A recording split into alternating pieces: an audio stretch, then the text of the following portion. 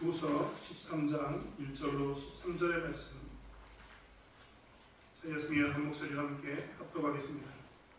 내가 이제 세 번째 너희에게 가리니 두세 증인의 입으로 말마다 확정하여 내가 이미 말할거니와 지금 떠나 있으나 두 번째 대면했을 때와 같이 전에 죄 지은 자들과 그 남은 모든 사람에게 미리 말하노니 내가 다시 가면 용서하지 아니하리라. 이는 그리스도께서 내 안에서 말씀하시는 증거를 너희가 보아오니 그는 너희에 대하여 약하지도 않고 도리어 너희 안에서 강하시니라. 그리스도께서 약하심으로 십자가에 못 박히셨으나 하나님의 능력으로 살아계시니 우리도 그 안에서 약하나 너희에 대하여 하나님의 능력으로 그와 함께 사리라. 너희는 믿음 안에 있는가? 너희 자신을 시험하고 너희 자신을 확증하라. 예수 그리스도께서 너희 안에 계신 줄을 너희가 스스로 알지 못하느냐? 그렇지 않으면 너희가 버림받은 자들아. 우리가 버림받은 자 되지 아니하는 것을 너희가 알기를 내가 바라고 우리가 하나님께서 너희로 악을 조금도 행하지 않게 하시기를 구하노니 이는 우리가 모르는 자임을 나타내고자 함이 아니라 오직 우리는 버림받은 자 같을지라도 너희는 선을 행하고자 함이라. 우리는 진리를 거슬러 아무것도 할 수 없고 오직 진리를 위하여 뿐이니 우리가 약할 때 너희가 강한 것을 기뻐하고 또 이것을 위하여 구하니 곧 너희가 온전하게 되는 것이다. 그러므로 내가 떠나 있을 때 이렇게 쓰는 것은 예배할 때 주께서 너희를 넘어뜨리려 하지 않고 세우려 하여 내게 주신 그 권한을 따라 넘어지 않게 하려 함이라. 마지막으로 말하노니 형제들아 기뻐하라. 온전하게 되며 위로를 받으며 마음을 같이하며 평안할지어다. 또 사랑과 평강의 하나님이 너희와 함께 계시리라. 거룩하게 입맞춤으로 서로 무난하라. 모든 성도가 너희에게 무난하리라. 주 예수 그리스도의 은혜와 하나님의 사랑과 성령의 교통하심이 너희 우리와 함께 있을지어다. 아멘. 기원하시죠. 우리 장로님들 그 안식사님들 보면서 같이 일할 때마다 저분들 따라가기가 정말 어렵다라는 생각 정말 많이 했습니다. 일할 때마다 느끼는 것은 무엇이냐면 이분들 정말 충성하거든요. 목숨 걸고 충성하는 장로님, 집사님들 보면 그리고 그들이 다치고 정말 어떤 때는 힘들게 몸부림치면서 섬기는 그 가운데서도 자기가 미안하다고 이야기하는 그런 것들을 볼 때마다 자기는 아무것도 아니라는 이야기를 들을 때마다 늘 겸손할 수밖에 없다. 목사는 아무것도 아니구나 라는 생각 정말 많이 했습니다. 농번기 때 우리 권사님들 치열하게 또 실험하고 나오시는 거 보면 은혜가 됩니다. 힘드시죠? 몸은 정말 몸이 내 마음대로 되지 않아서 힘들고 일하다 보니까 자연스럽게 무리해서 몸살도 나고 여기서 아파서 힘들고 힘드실 줄 믿습니다. 그런데도 주의 날이 잊지 않고 예배 가운데 나오시고 하나님께 충성하고자 있으면 여러분 축복하고 감사합니다. 이런 권사님 볼 때마다 나는 정말 아무것도 아니구나. 목회자가 세게 게으르구나. 잘해야겠다는 생각 정말 많이 합니다. 늘 좋은 표대가 되어주신 우리 장로님들, 권사님들 감사드리고요. 저에게만 도전이 되는 게 아니라 이러한 모습들이 우리 다음 세대에게도 도전이 될 줄 믿습니다. 충성되이 멸류관을 향해서 가름박자 하신 여러분 다시 한번 축복합니다. 그리고 이 훈련은 이 싸움을 놓치지 않는 시간을 갖기를 원합니다. 고린도 교회 이제 고린도후서 13장을 통해서 사도 바울은 마지막으로 고린도 교회에 이제 글을 남깁니다. 13장은 끝입니다. 그동안 지긋지긋하셨죠. 고린도전서부터 고린도후서까지 계속해서 왔는데 많이 힘드셨을 줄 압니다. 그래도 이렇게 한번 성경을 처음부터 끝까지 봐야지만 성경이 머릿속에 남습니다. 저는 개인적으로 말씀이 정말 중요하다고 생각하는데 그래서 처음부터 끝까지 성경 보는 게 중요하다고 생각합니다. 여러분의 신앙을 무시하는 건 절대 아닙니다. 제가 많이 신앙인들을 정말 많이 만났고 저보다 신앙이 연조가 깊으신 분들을 많이 만났는데 정말 안타까운 것은 그들이 열심도 있고 하나님에 대해서 알고자 하는 욕심도 있는데 이렇게 하나님의 말씀이 파편적으로 막 흩어져 있어가지고 정리되지 않는 분들을 정말 많이 봤습니다. 그래서 그런 부분을 좀 보완하기 위해서라도 강연을 해야겠다 이런 생각하고 있었고 그렇기 때문에 한번 말씀을 적으면 처음부터 끝까지 한번 쭉 보게 됩니다. 고린도 전서를 시작할 때 그들의 분열에 대해서 사도 바울은 질책을 했었고 그 이후에 계속해서 고린도 교회의 문제에 대해서 이야기했습니다. 그리고 고린도 후서를 넘어와서는 사도는 자기의 사도됨을 더욱더 강조합니다. 이유는 하나뿐입니다. 고린도 전서에서도 그렇게 해야지 하나님의 영광이 드러나는 교회가 된다라는 것을 강조했고, 이것이 하나님의 뜻이다라는 것을 강조했었던 것이고, 고린도 후서에서도 내가 전한 복음은 틀리지 않았다, 하나님의 복음, 예수의 십자가의 은혜는 확실하다는 것을 강조하기 위해서 그는 계속해서 이렇게 하나님의 은혜 가운데서 말씀을 표지를 써서 보내게 됩니다. 하나님께서 글을 쓰셔서 이렇게 여러 가지 하나님의 그 뜻과 원리들을 우리에게 남겨주셨는데, 이게 참 감사합니다. 아무튼 그러한 이 이야기 가운데 사도 바울은 마지막 이제 고린도후서 13장으로 글을 맺고자 합니다. 고린도후서 13장, 이제 인생의 그 마지막 편지를 쓰면서 이제 이 사도 바울은 무엇이 이제 걱정이 됐는가, 무엇을 그들은 마지막까지 교회에 당부하고 했는가, 이것을 좀 살펴보았으면 좋겠습니다. 우리도 이 글을 쓸 때 그러지 않습니까? 서론, 본론, 그다음에 결론이라고 이야기하는데, 글의 제일 마지막에는 결론이 들어있을 때가 많습니다. 총체적으로 내 마음은 이러하다 하고 정리될 때가 정말 많다는 겁니다. 사도 바울도 고린도 후서 13장을 통해서 권면과 끝 인사를 하게 되는데요, 이것 안에는 마지막 결론에 관한 부분이고, 편지를 쓰고 하나의 마음 가지고 하나님의 뜻을 증거했음에도 불구하고 여전히 마지막까지 이게 좀 잘 됐으면 좋겠다라는 마음이 이 안에 고스란히 나와 있습니다. 첫 번째는 고린도 후서 13장 1절부터 사도 바울은 무엇을 이야기하냐면, 내가 너희를 이제 가만두지 않겠다라고 이야기합니다. 13장 2절에 보면 이제 내가 다시 가면 용서하지 아니하리라라고 이야기하고 있다는 겁니다. 사실 우리는 사도 바울이 이미 권징에 대해서 이야기했던 것을 이미 보았습니다. 사도 바울은 고린도 후서에 이미 권징에 대해서 얘기하고 있고, 교회는 권징이 반드시 필요하다라고 이야기했습니다. 교회는 잘한다라고만 이야기해서는 절대 되지 않는다, 권징이 필요하다라고 이야기했다는 겁니다. 그런데 고린도 후서 13장을 보면서 다시 한번 뭐라고 얘기하냐면, 내가 다시 가면, 고린도 교회에게 다시 가면 그때는 용서하지 않겠다라고 이야기합니다. 이 말은 무엇이냐면, 그때 내가 다시 가면 권징을 꼭 하겠다라는 말이 됩니다. 그런데 이게 우리가 이 문맥을 잘 이해해야 합니다. 내가 권징을 하겠다, 다시 가면 권징을 하겠다, 이 말 안에는 생략되어 있는 의미가 들어있습니다. 그 생략되어 있는 의미가 무엇이겠습니까? 우리는 그것을 살펴봐야 될 줄 믿습니다. 그것은 무엇이냐면, 내가 이미 말했던 영화 2절에 13장 2절에 지금 떠나 있으나 두 번째 대면했을 때와 같이 전에 죄 지은 자들과 그 남은 모든 사람에게 미리 말하니 내가 다시 가면 용서하지 아니하리라 라고 이야기하면서 뭐라고 얘기했냐면 이렇게 이야기했습니다. 이는 그리스도께서 내 안에 말씀하시는 증거를 너희가 구함이니 그는 너희에게 대하여 약하지 않고 도리어 너희 안에서 강하십니다. 즉 뭐냐면, 사도 바울이 이미 복음을 전했음에도 불구하고 계속 복음을 의심하고 또 다른 복음을 원하는 그들에게 사도 바울이 편지를 쓴 겁니다. 너희들 이렇게 되면 내가 권징하겠다고 말입니다. 근데 이 권징하겠다라는 것은 권징하겠다라는 게 아니라 의미 안에서 잘 보십시오. 내가 전하는 복음이 너희들에게 있어서 결코 잘못된 게 아니다. 그리고 예수 그리스도의 십자가의 복음은 약한 것이 아니다 라고 했던 이유는 무엇이냐면, 너희들이 지금 이미 복음을 받아들이고 그것에 대해서 흔들리고 있는데, 흔들림에서 빨리 벗어나서 다시 견고해져라, 이런 말이 들어있는 겁니다. 견고해지지 않으면 그 다음에도 여전히 그 흔들리는 모습 가운데 있으면 그때 뭐 하겠다고요? 그때는 하나님의 말씀 의지하면 내가 가서 권징하겠다, 이런 말이 됩니다. 즉 오늘 13장의 마지막으로 사도 바울이 내가 용서하지 않겠다라고 했던 이 권징의 의미는 무엇이냐면, 너희들이 훈련받지 않으면 내가 용서하지 않겠다라는 말이 된다고 우리는 이 본문을 통해서 알 수 있습니다. 즉 사도 바울이 지금 강조하고 있는 것은 무엇이냐면, 너희들 내가 용서하지 않겠다, 이것을 강조하는 게 아니라 너희들이 훈련받아야 된다.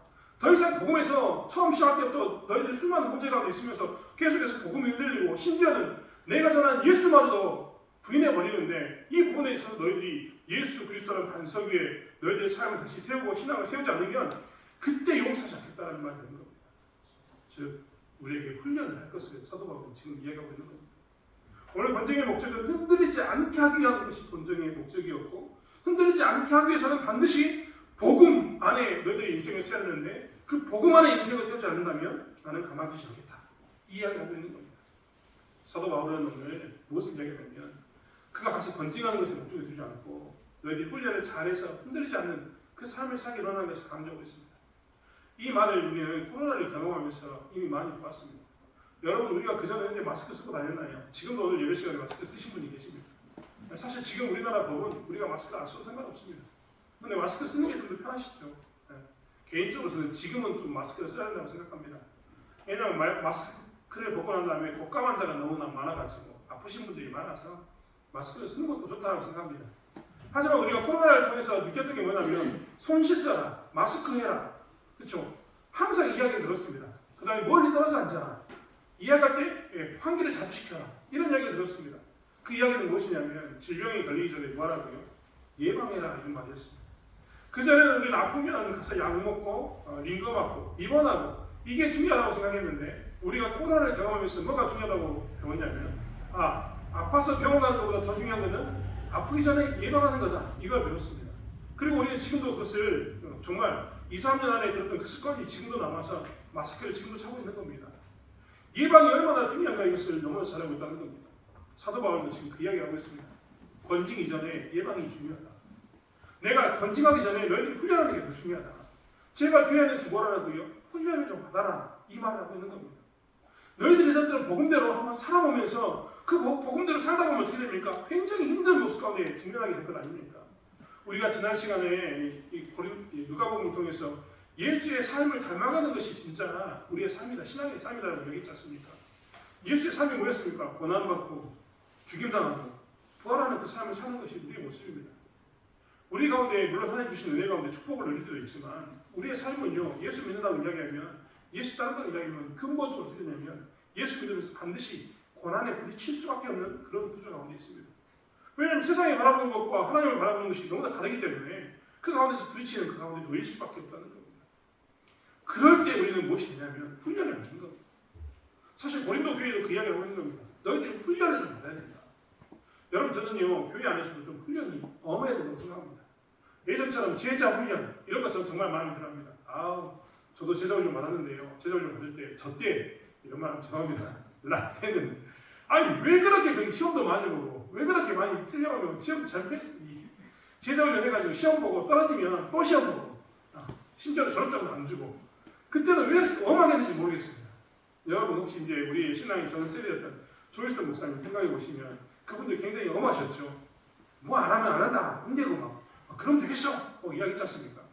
사실 그때가 좋은 때였습니다. 왜냐하면 그때가 훈련 받을 때였거든요.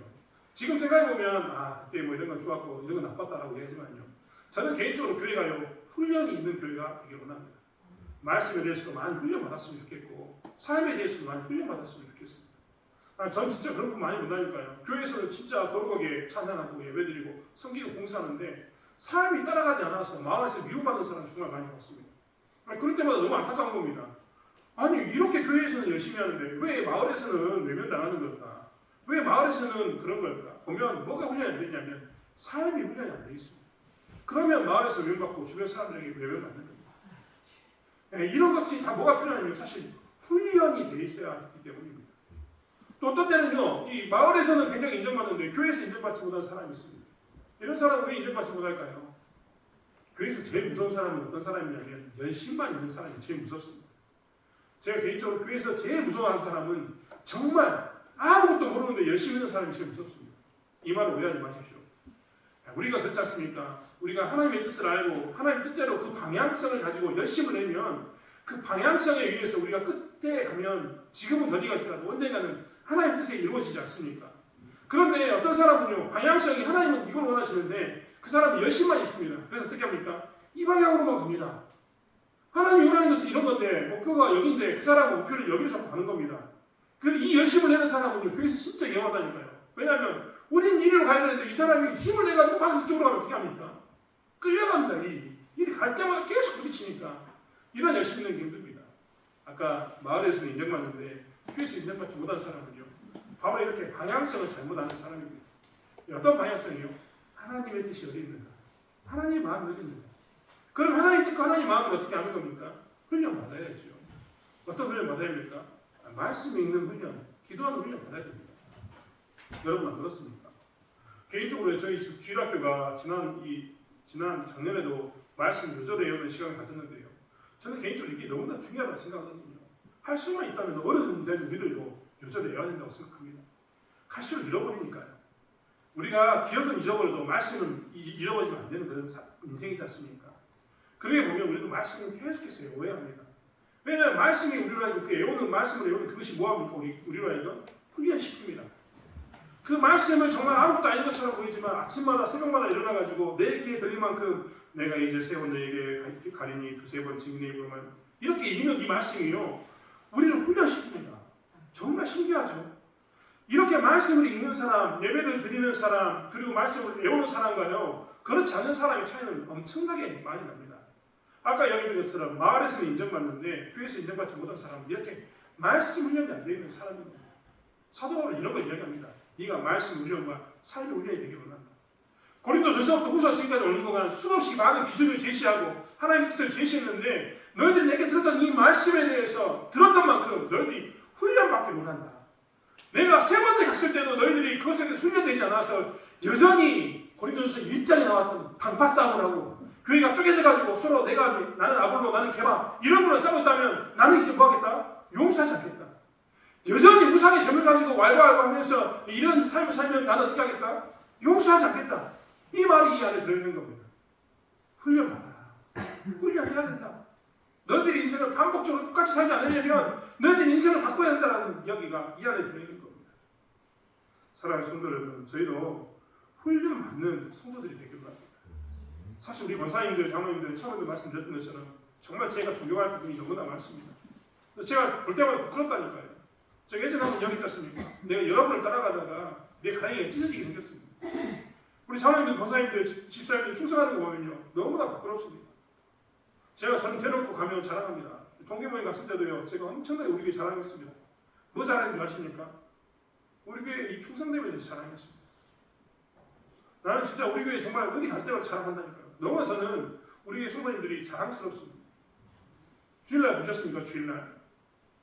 네, 이번에 콘서트 치고 왔습니다. 우리 주일날 식사하냐고 물어볼래? 식사한다고 당연히. 우리 권사님들 얼마나 잘생겼는지에 대해서 그 소리 빵빵 치고 왔습니다. 우리 권사님들이 어떻게 섬기고 있는지, 집사님들이 섬기고 있는지 정말 콘서트였는데 다 놀라더라고요. 왜냐하면 모든 교회가 부엌에서 식사하는 분이 없어가지고 절절 맨다는 겁니다. 그 이야기를 들으면서 제가 그랬습니다. 아, 우리는 그렇지 않습니다. 큰소리 빵 치고 웃으면서 엄청 자랑하고 왔습니다. 이런 모습들이요 너무나 좋습니다. 하지만요 우리는 사실 그동안 이렇게 아름다운 모습을 가지고 살았는데 이것으로 만족해서는 절대 되지 않습니다. 우리의 목표는 어디에 있습니까? 우리의 목표는 비교 우위에 있는 내가 다른 교회보다 잘하고 있다 여기에 있는 게 아니라 우리의 목표는 그리스도를 닮는 데 있습니다. 우리는 그리스도의 상세가 보낼 만큼 부지런히 가는박질을 해야 됩니다. 이 땅에 살아가 우리 만족하는 게 아니라 내가 이 부분을 잘하고 있다면 그렇다면 나는 어떤 부분에서 다시 훈련받아야 되고 어떤 부분에서 다시 하나님을 닮아갈 것인가 늘 고민해야 합니다. 아, 내가 이 나이에 지금 무슨 훈련을 할까? 여러분 그런 생각하지 마십시오. 우리는 더욱더 말씀을 봐야 되고 더욱더 기도의 자리에 있어야 되고 더욱더 내 삶 가운데서 우리의 언어와 우리의 행동을 정말 훈련하고 연단해야 합니다. 저는 개인적으로 교회 오면 여러분이 정말 말씀을 보고 말씀을 하루를 살면서 말씀으로 시작하고 말씀으로 마무리하는 삶을 살기를 원합니다. 저는 개인적으로 여러분이 마을 가운데 가서 같이 식사를 할 때 사람들에게 정말 좋은 표대가 되었으면 좋겠습니다. 그렇지 않습니까? 여러분이 그 회관에서도 섬김 받으려고 하는 게 아니라 예수의 모습을 본받아서 섬기려고 하는 모습을 보이고 같은 말이지만 같은 내 삶의 표현이지만 그 말에 대해서 어쩐지 수근수근하는 어떤 비방의 소리 이런 걸 하는 게 아니라 사람을 세우는 소리 그럼에도 불구하고 사랑을 나누는 소리를 한다면 이 마을 안에서 여러분 그게 얼마나 아름답습니까? 그런 훈련이 지속적으로 되는 것이 어떠냐면 바른 교회이고 그런 교회를 사도 바울은 고린도 교회에게 요구했던 것을 보게 됩니다. 그렇기 때문에 우리 교회 또한 진리를 지키기 위해서라도 진리를 위해서라도 우리는 계속해서 훈련받는 삶을 살아가는 저와 여러분이 되길 원합니다. 징계가 목적이 아니라 훈련이 목적이었던 이 사도 바울의 이야기를 들으면서 다시 한번 우리가 어떤 훈련 가운데 있어야 할지를 고백하는 저와 여러분이 되길 원합니다. 두 번째로 사도 바울은 마지막으로 무슨 이야기를 하냐면 나의 권능과 우월함을 자랑하지 말라라고 이야기합니다. 사도 바울은 계속해서 무엇을 이야기하고 있냐면 예수의 약함이 우리를 살렸다라고 이야기합니다.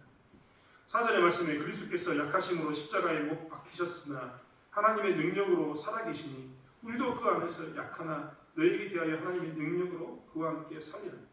너희는 믿음 안에 있는가 너희 자신을 시험하고 너희 자신을 확증하라. 예수 그리스도께서 너희 안에 계신 줄을 너희가 스스로 알지 못하느냐? 그렇지 않으면 너희는 버림받은 자니라.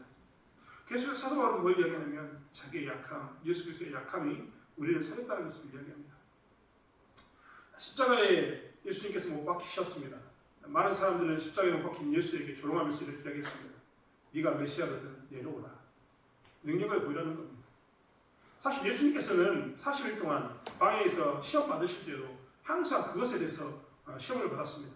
유혹을 받았던 겁니다. 네가 뛰어내려가라. 네가 돌덩이를 뚝땡이가 되게 해봐라. 수없이 많은 유혹이 예수님에게 찾아왔습니다.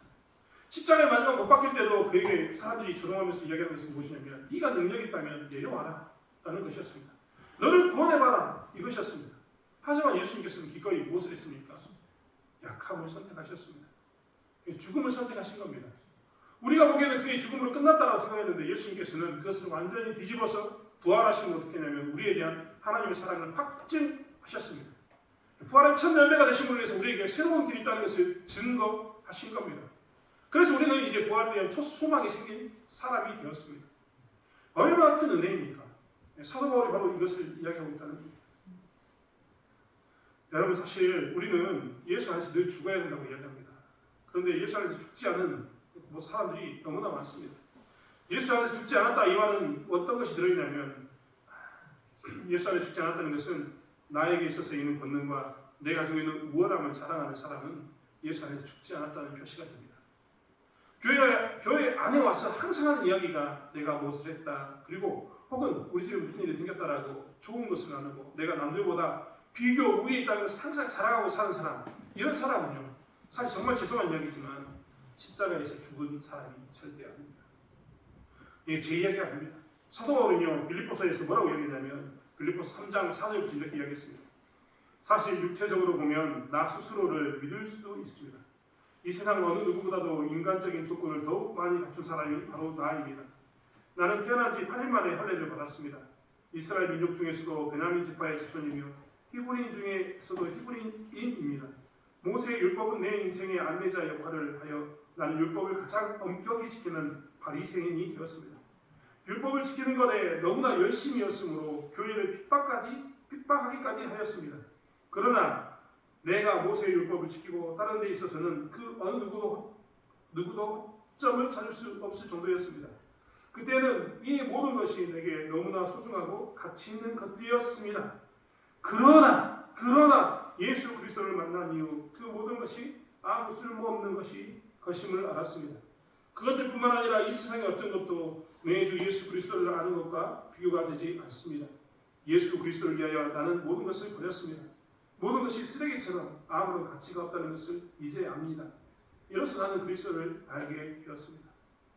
사도 바울은 뭐라고 이야기했냐면 그의 찬란했던 과거의 역사가 그는 태어날 때부터 할례받았고 베냐민 지파였고 그러니까 족보 있는 사람이었고 히브리인 중에 히브리인이었고 그는 당대 가장 유명한 사람의 문화에서 공부를 했고 유명한 바리새인이 되어서 집행할 수 있는 그런 능력까지 얻었던 사람이었지만 그가 예수를 만난 다음에 뭐라고 얘기했냐면 내가 가졌던 모든 것은 아무 쓸모없는 것임을 알았다라고 이야기합니다. 그리고 이 세상 어떤 것도 주 예수 그리스도를 아는 것과 비교되지 않아서 나는 모든 것을 버렸습니다. 내 손에 예수를 쥐고 보니 더 이상 다른 것이 내 안에 없다는 것을 그는 고백했다는 것. 모든 것이 쓰레기처럼 가치 없다는 것을 사도 바울은 고백했습니다. 사도 바울은 고린도 교회에게 지금 그 이야기를 하고 있는 겁니다. 예수의 약함이 우리를 살렸다. 이 말은 무엇이냐면 제발 그 예수의 약함을 따라가. 너희들이 인생 가운데서 예수의 약함을 쫓는 삶을 살아라. 너희들의 권능과 우월함을 자랑하지 말라라는 말이 그 안에 들어있는 겁니다. 사실 우리는 이 상대방과 비교해서 위에 있을 때 감사하거나 만족하는 삶을 살 때가 너무나 많습니다. 마치 그 바리새인이 이 세리를 보면서 나는 저와 같지 않음에 대해서 감사한다라고 기도했던 것처럼 사실 우리는 그렇게 살 때가 너무나 많습니다. 여러분 그렇지 않습니까? 내가 언제 화가 납니까? 언제 화가 나던가요? 제가 저희 어머니 요즘 많이 팔아먹고 있는데 저희 어머니하고 이야기하는 시간이 늘면 늘수록 저희 어머니에게 재밌는 이야기 정말 많이 듣습니다. 저희 어머니가 한 번도 그 이야기 하더라고요. 왜 그렇게 어린 시절에 우리를 많이 때렸냐? 라고 이야기하니까 저희 어머니 하는 말이 뭐라고 얘기하냐면 부하가 나더라는 거, 부하가. 안에서 부하란 말 무슨 말인지 아시죠? 뭔가 끌어오르는 보면 이게 왔다는 겁니다. 왜요? 그랬더니 물어봤더니 앞집에 누구 집 딸내미 공부를 그렇게 잘해서 상장을 받았다는데 니들 뭐 있냐? 자식이 6명인데 니들 뭐 있냐? 이 이야기 할 때마다 속에서 천불이 났다는 겁니다. 그래서 그 부하가 화가 나면 어떻게 했다고요? 이놈식 니들은 공부 안 하고 뭐 하냐? 이랬다는 겁니다. 앞집에 있는 그 집 아들은 밭에서 일도 잘 도와주고 농사도 잘 도와주는 그런 모습 가운데 있는 걸 보면 우리 어머니 입장에서는 속에서 천불이 났다는 겁니다. 아니 우리 새끼들은 뭐하고 있냐? 이런 마음 때문에 비교해가지고 우리 딸들 우리 자식들이 더 못한 것처럼 보이면 그때마다 어떻게 했냐면 이 부하가 치밀어 올라와서 때렸다는 겁니다. 엄청 웃었습니다. 그런데 그 이야기가요, 남의 이야기가 아닙니다. 사실 우리 신앙생활 하면서도 우리 마을에서 사람들이 항상 비교하고 있지 않습니까? 내가 예수 믿고 있는데 우리 예수 믿는 나보다 옆집에 사는 그 집 아들이 잘 되면 우리는 속에서 우리가 뭔 사이 부하가 침입니다. 화가 나죠. 예수 믿는 나보다 저 사람이 잘 살거나 같이 예수 믿는데 저 사람만 잘 되면 화가 납니다.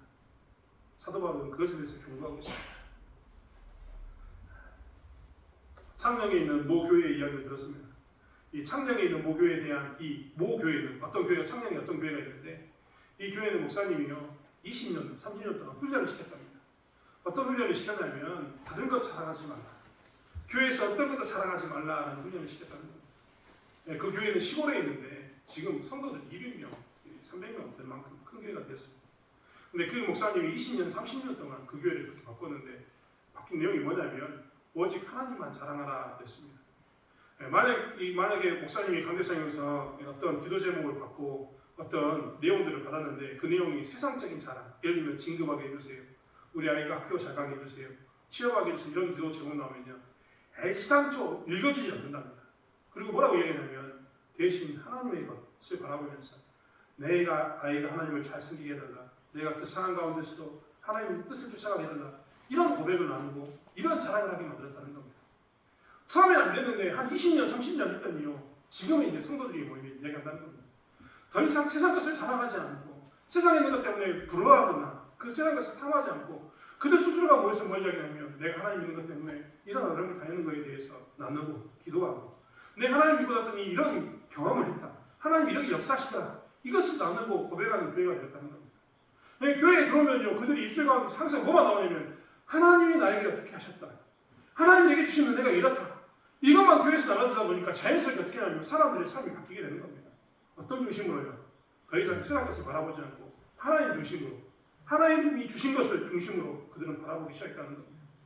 더 이상 좀 더 진급하고 돈 많이 벌고 이런 것을 바라보지 않고 농사가 잘 되고 잘못되고 이런 것을 바라보지 않고 자녀가 잘났다 못났다 이런 게 바라보지 않고 오직 하나님 것만 나누다 보니까 어떻게 되냐면 그들 안에 스스로가 나는 좀 더 하나님께 가까이 가기 원한다는 고백이 나오기 시작했다는 겁니다. 그리고 교회가 하나가 되고 부흥하는 은혜를 경험했다라는 이야기를 들었습니다. 사실 사도 바울이 하는 이야기도 마찬가지입니다. 예수의 약함이 우리를 살렸다라고 고백했던 것과 예수의 약함을 자랑했던 이유는 바로 여기에 있습니다. 여러분 우리가 하나님께서 주시는 것 가운데 기도하면서 여러 가지 응답을 받아야죠. 내 건강 문제도 해결되고 내 자녀 문제도 해결되고 여러 가지 응답을 받아야 합니다. 하지만 그것들보다 무엇을 더 고백하고 살았냐면 내가 하나님께 좀 더 가까이 왔다, 내가 하나님께 이런 은혜를 받았다, 이것을 나누고 살아야 합니다. 모든 성도들이 이런 일이 있었을 때 어떻게 하냐면 교회는 비로소 교회다워집니다. 세상에 있는 사람들이요 하나님의 교회에 나와서 비로소 위로를 받습니다. 문제가 해결돼서 위로를 받는 게 아니라 하나님 자체로 해결을 받습니다. 사실 저는 사도 바울이 원하는 사도 바울은 고린도 교회에 이것을 원하고 있음을 오늘 본문 통해서 보게 됩니다. 우리 또한 우리의 대창교회를 그런 모습으로 갖고 가기 원합니다. 여러분 대창교회의 가장 큰 자랑은 내가 하나님께 한 발자국 더 가까이 나갔다, 이것이 우리의 가장 큰 자랑이 되기를 원합니다. 나는 지금 내 삶이 너무나 공고하고 힘든데 내 문제가 풀리지 않는 것처럼 보이지만 나는 지금 하나님과 동행하고 있다라고 이야기하는 고백이 가장 사람들에게 환영받고 박수받고 네가 정말 잘하고 있구나라고 이야기하는 그런 칭찬받는 그러한 우리의 나눔이 되는 그런 교회가 되기를 원합니다. 그것이 사도 바울이 이야기했던 것처럼 내가 그리스도를 만난 이후 모든 것이 아무 쓸데없는 것인 줄 알았다, 배설물인 줄 알았다라는 그것이 되는 겁니다. 이러한 모습이 있었을 때 사람들은 비로소 어떻게 되냐면 하나님께 집중하게 되고 진리가 무엇인지 그리고 진리가 주는 기쁨을 알게 되는 겁니다. 사도 바울도 그래서 진리를 위해서 너희들의 자랑과 우월감을 버리고 예수님의 약함을 기억하면서 너희들의 삶 가운데서 예수를 나누는 것, 너희들이 사랑이 아니라 예수를 나누는 것, 하나님을 나누는 것을 힘쓰라고 말씀하고 있는 겁니다. 마지막 11절부터 사도 바울은 무엇을 이야기하냐면 이렇게 얘기합니다. 마지막으로 말하는 이 형제들아 기뻐하라, 온전하게 되며 위로를 받으며 마음을 같이하며 평안할지어다. 또 사랑과 평강의 하나님이 너희와 함께 계시리라. 거룩하게 입맞춤으로 서로 문안하라. 모든 성도가 너에게 문안하느니라. 오늘 저희는 11절부터 13절까지 말씀을 보면 마치 이것이 잘해라 잘해라 이런 말인 것처럼 보입니다. 서로 인사하고 잘 지내라 이런 말처럼 보입니다. 하지만 우리가 고린도전서 전체를 놓고 오늘 이 본문의 마지막을 보면 이런 이야기가 됩니다. 너희들은 이제 내가 누구인 줄 알고 하나님 말씀이 나를 움직이는 일들을 행하고 사는 그 삶을 살아야 된다 이야기하고 있습니다. 즉 무슨 말이냐면 우리가 그동안 보았지 않습니까? 고린도서 1장부터 수많은 문제들을 증명했던 그들이 이제 세상의 방식을 좀 내려놓고 하나님의 말씀이 나를 움직이는 삶, 즉 오늘 여기서 말하는 온전하게 되며 위로를 받으며 마음을 같이하며 평안할지도 이 말은 서로 좋은 관계를 유지하라 이런 게 아니라 너희들이 말씀 가운데서 그전에는 어떤 모습으로 살았는지 모르겠지만 더 이상 이제 너희는 우상의 자리에 나가지 말고 우상의 재물의 자리에 가지 말고 당판을 나누지 말고 이제 뭐라고요? 쫓아다니면서 찾아다니면서 평안을 구하고 서로 화해하는 자리에 있어라 이 말이 되는 겁니다. 즉 하나님의 말씀대로 움직이는 그 삶, 주어졌던 말씀대로 움직이는 삶으로 너희들의 삶을 바꾸라라는 말이 되어 있습니다. 이 여기서 말하는 그렇기 때문에 형제들을 기뻐하라 이것은 다른 것 때문에 기뻐하는 게 아닙니다.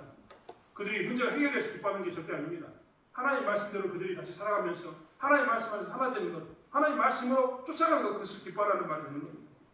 온전하게 되는 것도 위로를 받게 되는 것도 다 동일하게 그 말이 되는 겁니다. 더 이상 너희들이 지난날의 과거처럼 살지 않고 이제 사람을 세우며 격려하며 살아가는 그 삶, 말씀이 너희들의 삶 가운데 기준이 되어서 그 말씀을 행하고 사는 삶을 이렇게 막 행하고 살라 이 말이 되는 겁니다. 그 말 가운데 그 삶 가운데 산다는 것은 어렵습니다. 그렇기 때문에 우리가 잘 아는 것처럼 고린도후서 13장 13절은 우리가 잘 알고 있는 축복의 기도로 본문을 마무리하고 있습니다. 오늘 고린도후서 13장 13절의 말씀을 보셨던 분들은 다 기억하실 겁니다. 주 예수 그리스도의 은혜와 하나님의 사랑과 성령의 교통하심이 너희 모두에게 함께 있으리라. 이 말은 저희가 축복하는 기도로서 축도로서 마무리하는 예배를 마무리하는 기도입니다. 왜 교회에서 축도로 이 말씀을 선택해서 교회는 이것을 가지고 축도할까요? 그것은 우리가 하나님의 말씀대로 산다는 것이 어떤 것인지 아는 너희들이 세상에 나가서 말씀을 가지고 사는 것, 그 삶을 살아라. 그리고 거기서 부딪히는 그 가운데 너희들에게 예수 그리스도의 은혜와 하나님의 사랑과 성령의 교통하심이 함께하기 원한다는 그 의미가 들어있는 겁니다. 말씀대로 사는 것이 힘들고 어렵겠지만 지금까지 전해졌던 말씀대로 사는 것이 정말 세상의 방식대로 사지 않고 그 말씀을 쫓아서 하나씩 해결하는 것이 너무나 어렵겠지만 그리스도의 은혜와 하나님의 사랑과 성령의 교통하심이 너희와 함께 있을 테니 그 말씀으로 살아라 하는 당부의 말씀이 여기 들어있는 겁니다. 사랑하는 성도 여러분, 우리는 말씀이 나를 움직이는 일들을 행하면서 살아야 합니다. 사도 바울이 고린도교회에 그렇게 신신당부했던 것처럼 오늘 우리에게 주셨던 말씀을 기억하면서 우리 말씀이 기준되는 것을 들었다면 그것을 행하고 살아야 되는 겁니다. 그런 말씀을 행하면서 기뻐하고 온전해지고 그 말씀을 행하면서 평안을 누리는 그런 삶을 살아내는 것이 우리의 모습인 것을 보게 됩니다. 고린도 교회도 사도 바울은 이것을 요구하고 있습니다. 그리고 이렇게 살았을 때 그들은 예수 그리스도의 은혜와 하나님의 사랑과 성령의 교통하심을 경험하게 됩니다. 재밌죠? 그럼 우리는 그렇게 성령 충만하게 원했고 예수의 은혜를 깨닫기 원했고 하나님의 사랑을 경험하기 원했는데 말씀대로 고린도 교회가 살아갔을 때 기존에 있던 삶의 방식들을 버리고 말씀대로 살아가고 몸부림치면서 말씀을 기준 삼아 행했을 때 비로소 하나님의 이 삼위일체 하나님의 은혜를 경험하게 된다라고 사도 바울은 이야기합니다. 그리고 그러한 삶 가운데 그 삶을 사는 삶 가운데 이 성령 하나님의 그리고 예수 그리스도의 하나님의 사랑이 드러날 것을 이야기하고 있습니다. 사랑하는 성도 여러분, 우리가 이러한 삶을 살기 원합니다. 아마 고린도 교회는 엄청 머리 아팠을 것 같습니다. 왜 머리 아팠을까요? 처음 이야기했던 고린도 전서부터 시작해서 고린도 후서까지 올 때까지 얼마나 많은 기준들을 사도 바울이 계속해서 이야기해줬습니까? 넌 이것도 바꿔야 되고 이것도 바꿔야 되고 이것도 바꿔야 되고 이것도 바꿔야 되고 이것도 바꿔야 되고 이것도 바꿔야 되고 이것도 바꿔야 된다! 라고 이야기했습니다. 수많은 기준을 가지고 이렇게 그들은 살아야 합니다. 처음에는 잘 안 되겠지요. 몸부림치면서 하지만 그들은 살게 될 겁니다. 그들은 더 이상 닭바싸움하지 않으려고 노력해야 되고 우상 숭배에 우상의 재물을 얻지 않으려고 노력해야 되고 그리고 남편에게 순종하는 모습으로 살아야 되고 이 구분된 모습으로 그들은 수없이 많은 답을 찾아가야 됩니다. 힘들 겁니다. 하지만 그들을 행했을 때 그들은 비로소 하나님의 은혜를 경험하게 됩니다. 그리고 그 하나님의 은혜를 경험했을 때 세상은 우리를 통해서 하나님의 사랑을 보게 되는 겁니다.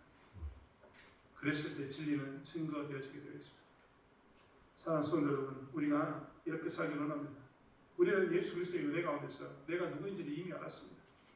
하나님이 나에게 무엇을 바라는지도 지금 우리는 이미 알았습니다. 늘 말씀드린 것처럼 우리는 빨리 죽어야지라고 얘기하는데 하나님께서는 아직 때가 되지 않았다고 우리에게 이 땅에 남겨두셨습니다. 왜 남겨두셨을까요? 사명이 있기 때문에 그렇다고 우리가 늘 배우지 않습니까? 무엇이 우리의 사명입니까? 이 땅에서 하나님의 자녀로 사는 것, 증인의 삶을 사는 것이 우리의 삶을 아니겠습니까? 그렇다면 아직도 우리에게 하나님께서 우리를 남겨주신 이유는 이야기했던 것처럼 말씀대로 우리가 했던 말씀들이 이 땅에 삶으로 해서 복음의 파수꾼이 되라고, 증인이 되라고 이 땅에 남겨주실 것 아니겠습니까? 사랑하는 성도 여러분, 그러한 진리의 순간의 삶을 다시 한번 감당하기 원합니다. 우리에게는 더 이상 나는 기력이 없다라고 이야기하는 그런 게 아닙니다. 주신 시간이 됐을 때 내가 할 수 있는 부분에서 내가 들었던 말씀대로 내 삶으로 움직였을 때 하나님께서는 기적을 행하시고 능력을 나타내실 줄 믿습니다. 그러한 삶을 살아가는 저와 여러분이 되기를 원합니다. 그래서 세상의 기준이 아닌 하나님의 기준으로 다시 한번 일어서는 저와 여러분이 되기를 원합니다. 기도하겠습니다. 하나님 진리를 위할 뿐이다라고 사도 바울은 고백합니다. 그리고 그 진리를 위해서 훈련받은 것을 이야기하고 있고 진리를 위해서 예수의 약함을 닮을 것을 이야기하고 있습니다. 그리고 진리를 위해서 너희들은 하나님의 말씀이 너희를 움직이는 삶을 살라라고 이야기하고 있습니다. 하나님, 우리는 정말 예수 그리스도 안에서의 생명만을 바라보고 있습니까? 십자가만을 바라보고 있습니까?